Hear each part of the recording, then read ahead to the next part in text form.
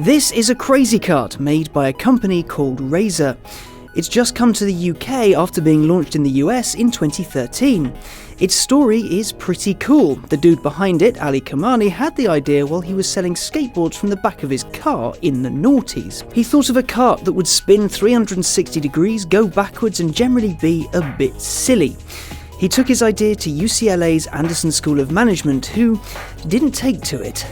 The story goes that they weren't best pleased to hear about a bloke rocking up with a go-kart idea and asking for money. And then this exchange happened, as reported in a British newspaper. The lady said, "If you think you're coming to UCLA Anderson with a go-kart and being successful, then you have no idea what you're in for." He then replied, "If you think your opinion of my chances being successful is going to stop my idea from being a success, then you have no idea who you're sitting across the table from." He netted himself 20k and a place on the course. It seems that in that game, being all shouty and passionate and stuff gets you places. Anyway, after about a decade of development later, it's here. It's pretty simple. You charge it for about 12 hours and you get 20 minutes of 12-mile-an-hour fun out of it. The steering wheel is linked directly to a single driven wheel, and whichever way it's pointing is the direction you go in. Forward, backward, very left, very right, you name it. Then there's this magical little bar. You lift this and magic happens. The single wheel drive is novel because the single driven wheel is up front and the weight distribution, because I'm over the back, is pretty even. That makes this incredibly entertaining. There are two modes you can drive it in. There's normal mode, which I'm in now, with just the two casters at the back lowered down and the front wheel doing its thing.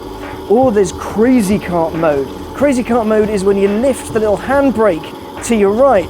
The casters then lift up and they can articulate in any which way they choose. Which means that should you say turn and lift, you slide quite a lot. This thing is also quite fast. It'll do about 12 miles an hour, which when you're in an office feels very fast indeed. The casters at the back and the wheel being where it is, comparatively central, means it will turn within its own axis.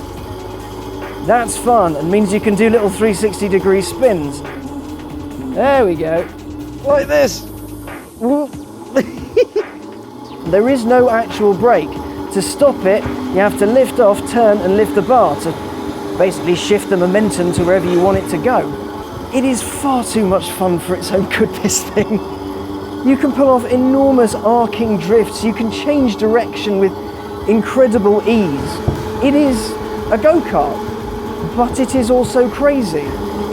12 miles an hour, come on, an office speed record. It gets a bit bumpy at speed. You lift off and then a bit of bar. Oh God, that's how you stop that.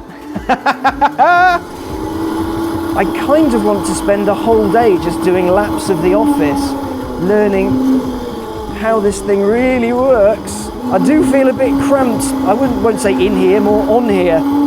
Yeah, there needs to be a bigger one. Thankfully, there is. It's coming out in the States about now, and hopefully it'll hit the UK sooner rather than later. In the UK, they're about £400. That's a lot of money for what is essentially a hilarious novelty. Hilarious it may be, but still, 400 quid's a lot.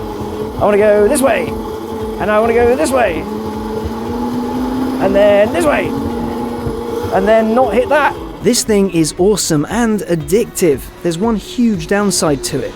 Its battery will kill itself in roughly 20 minutes. That's not much time at all, especially if you say, really like riding like a buffoon.